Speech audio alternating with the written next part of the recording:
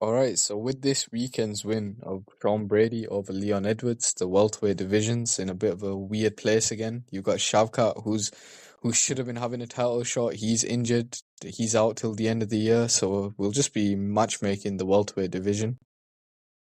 Yeah, it's kind of all over the place, but it's starting to look interesting again, and it's in the weird spot where a lot of divisions get into, where you got the old type of guys and the new type of guys. But let's kind of get into it. Yeah, so obviously you've got Bilal Mohammed. He's going to be defending his belt against Jack Della Maddalena in May at UFC 315. Wasn't Yeah, and that's expected. Like I was yeah, realistically, Jack probably he didn't deserve the title shot either, but it was just the right time.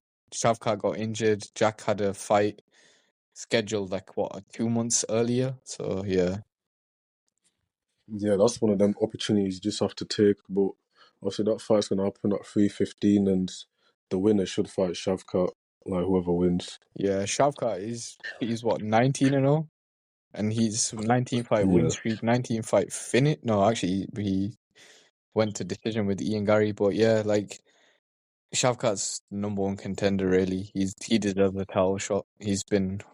He should have had it before he fought Gary, but he stayed active. He fought Gary. He beat Gary in a close fight as well, but he beat Gary, and yeah, he deserves a title shot. yeah. Only issue is when he'll be back, but I think it won't matter too much because whoever wins, Bilal or JDM, will probably want to wait for like half a year anyway, so Yeah, that should line up well.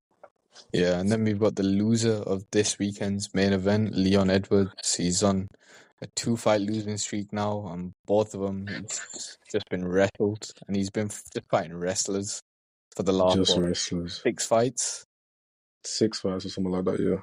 Yeah, and I feel like he needs someone who's gonna strike with him now. Like, and Ian Gary just makes sense. Gary coming off of a loss to Shavkat in a good showing, he showed very well. Like, his performance was actually really good. Yeah, it was very good, and I think Gary kind of deserves this opportunity based off that performance to get a legend fight and show what he can do. And it's a striking match for both of them, tall strikers. They actually had some history when Gary trained at Renegade. There was a bit of beef there, so it'd be interesting. Yeah, and it just makes sense. And hopefully Leon doesn't just go for a takedown at the start of the fight or something. Yeah, low key, Liam would probably even just we finally give him a striker. The guy would probably start wrestling, you know. But Yeah, either way, it's an interesting matchup, and I think that just kind of writes itself. and as long as he doesn't bring up Bilal Mohammed again all fight week, he should be fine. Yeah, he needs to be focused on getting a couple wins back to back now, rather than Bilal. To be honest, Yeah, or even then, like if not, he's been thinking about 185, so yeah, he can even go up to 185. yeah, that's potential. There's some interesting matches. Whitaker, Izzy, someone like Costa. Yeah, So yeah, but obviously, I think he should maybe stay at 70 just for now. He's still only 33, but we'll see. yeah, but somebody who should realistically move up to 85 now is Kamaru Usman. I feel like now he's a bit older, he's gonna be getting the weight cut will get harder for him. So yeah, I think it makes sense for him to go up to 85, and like somebody who I think he should fight is like Robert Whitaker. Yeah, two legends. That's a really interesting matchup, and he did good against Hamza on what was it, 1 week notice at 185. So if he can do a proper training camp, like have one last run, like people have been saying, maybe give Buckley a chance to get a legend on his resume. But realistically, Usman's been out for so long, and it kind of just feels like his welterweight days are past him. Like, kind of just give it one last go at middleweight, have some interesting fights. Whitaker matchup makes a lot of sense. Yeah, both of them coming off a loss to Hamza. Obviously, Usman looked a lot better on 1 week's notice than Whitaker did. Like, Usman defended a lot of his takedowns, whereas unfortunately Whitaker it just looked like he got steamrolled straight from the start. Yeah, it's an interesting matchup though. And I think that's just like one of them you could put on a co-main of a pay-per-view or something, and that people would get behind that fight. I think, and two ex-champs. I Yeah. think I'd love to see that. Yeah, it'd be a close fight as well. I feel like I would have loved to watch these two fight in their prime. Whitaker is a former welterweight as well, so would have been very interesting to watch them fight in their prime. Like Waker's a good anti-wrestler. I know he didn't show that against Khamzat, but that's Khamzat. And Usman's striking's improved. Probably he'll be okay. Wow, Waker's such a good striker anyway, but I think Usman can hang with him for a while now on the feet, especially with both of them Yeah, being older and Waker's chin not being the same as before. yeah, doubt Usman will just get started. It'll probably be close. I think it should be a 5 round as well. We'll probably get into championship rounds, but let's stop acting like the fight's been booked. But we want to see that Yeah, Usman go. Just chip Usman, just go, please. yeah. So next we got the winner of this weekend's main event. You got Sean Brady, and yeah, he's gonna be a top 3 ranked welterweight now, but I feel like the right fight for him is Buckley if he wants to stay active. 100%. And realistically, Brady could probably sit out for like a while and just get the next shot. But I don't think anybody really likes when fighters do that, and it kind of makes them seem a bit entitled, and sometimes complications happen. So I think you should stay active, fight Buckley. I mean, that's clear. Who's like next after Hamza? Yeah, that just makes all the sense, to be honest. Buckley's been on a bit of a winning streak now.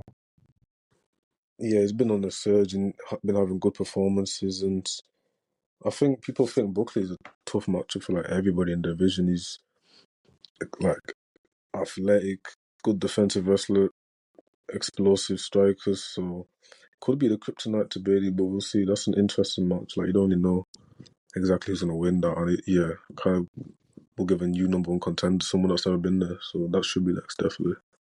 Yeah, and then after that we got Gilbert Burns, who's on a 3-fight win streak, a loss streak. He hasn't won a fight since he beat Masvidal back in 2023. So, and he's fighting Michael Morales, who's on a bit of a tear. He's 17-0. I think he's like 5-0 in the UFC. And in Yeah, his last fight, he did like TKO Neil Magny, who's the ultimate gatekeeper of that division.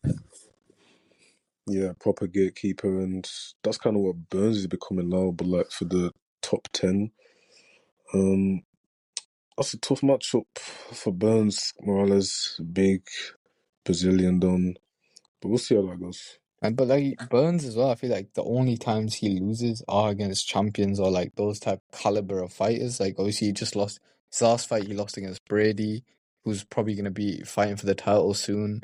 He lost against Jack. He lost against Bilal, who are both fighting each other for the title. He lost against Hamzat, who's going to be fighting for the title soon, and he lost against Kamaru when he fought for the title. So like his last couple of losses, the last 5 losses, they were all very high caliber fighters.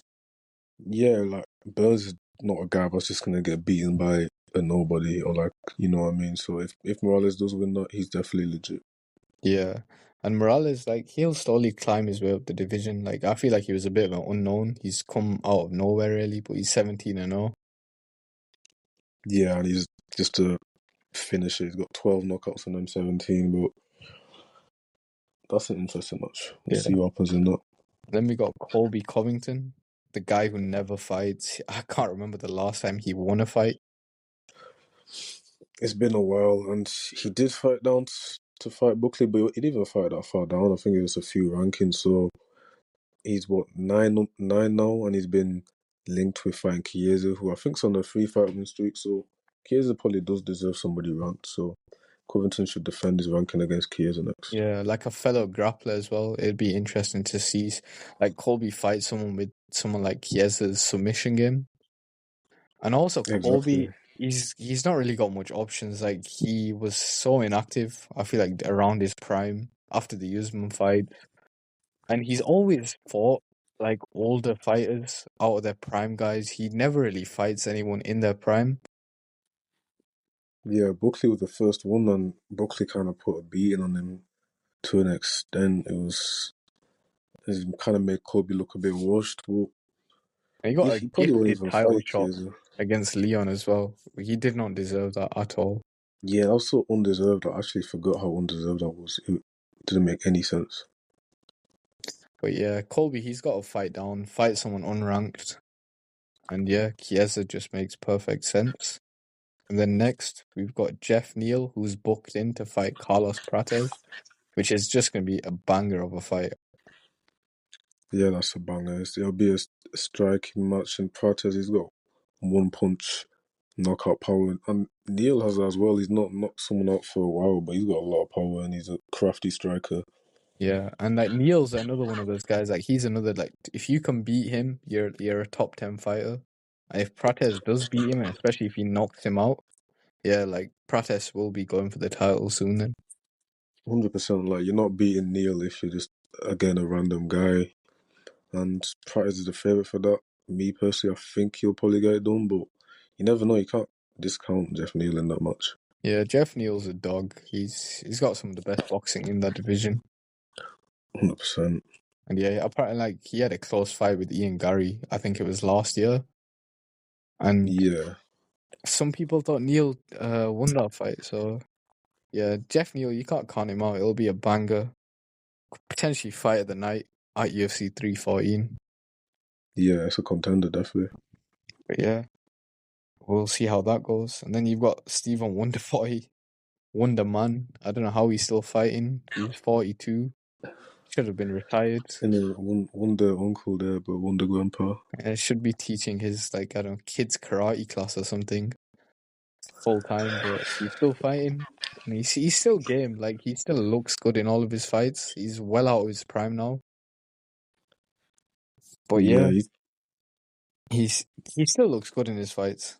I still do enjoy watching him. he's a legend, man. Everybody loves him. And like we're not forcing him out, but maybe he can have a retirement fight against MVP. Little karate type of fight. Should have happened years ago. Like MVP should have been in the UFC years ago. But yeah, two karate guys fighting each other. It's perfect. Yeah, and this was definitely a fight that was talked about when Wonderboy was near the top and MVP was near the top of Bellator. But just make it now, it makes sense. And like MVP's, he just beat Shara Bullets, so that was kind of a random side quest. But yeah, this was getting back on track, fighting someone rank 11 in welterweight now. Yeah, like fighting Wonderboy. It's Wonderboy at his prime, but it'll be an interesting fight to watch.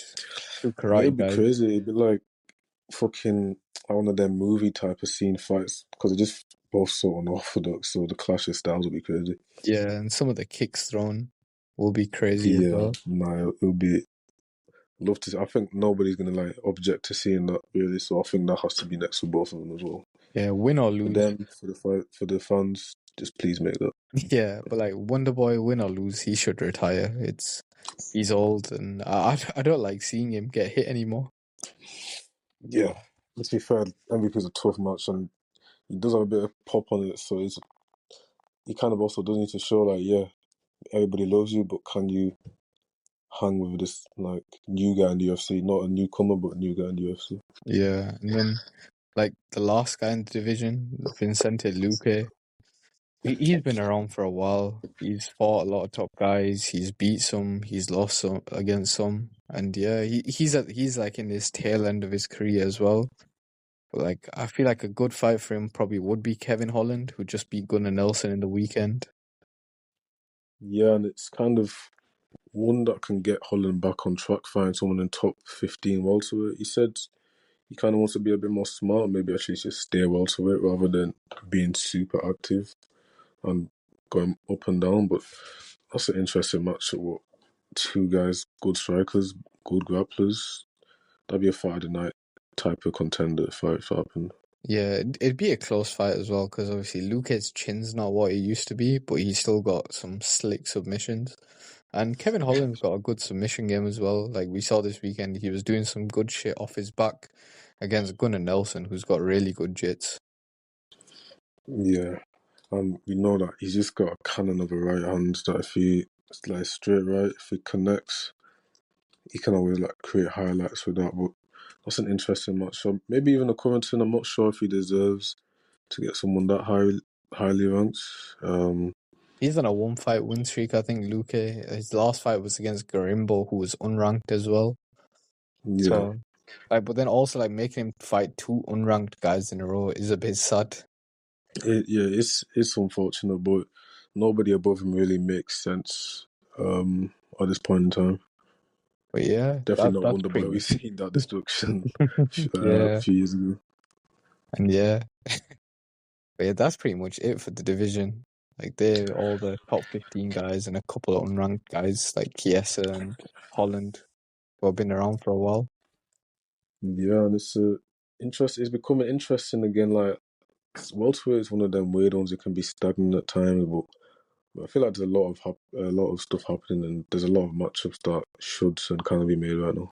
Yeah, and it's a bit more open as well. Like a couple of guys in that division can all be champ, like Brady, Shavkat, obviously JDM, Gary, Bilal. Like they all have potential Buckley to as be well. Yeah, champs. Yeah, Buckley as well. So it's a lot more open than when Usman was running the division, and he was pretty yeah, much full head dog. Like he's pretty much beating everyone. 100%. It's like a contrast because then it's like, oh, who's coming now? And then now it's like, oh, it could be anybody. Yeah, so the division's in an interesting place, and hopefully we get to see some of these fights announced soon, or some of these fighters fighting each other eventually. Yeah, well, let us know what you think as well, who you want to see fight each other, and if you think we're waffling with some of these matchups. But I think we got pretty spot on. But yeah, make sure to like and subscribe. See you all next time.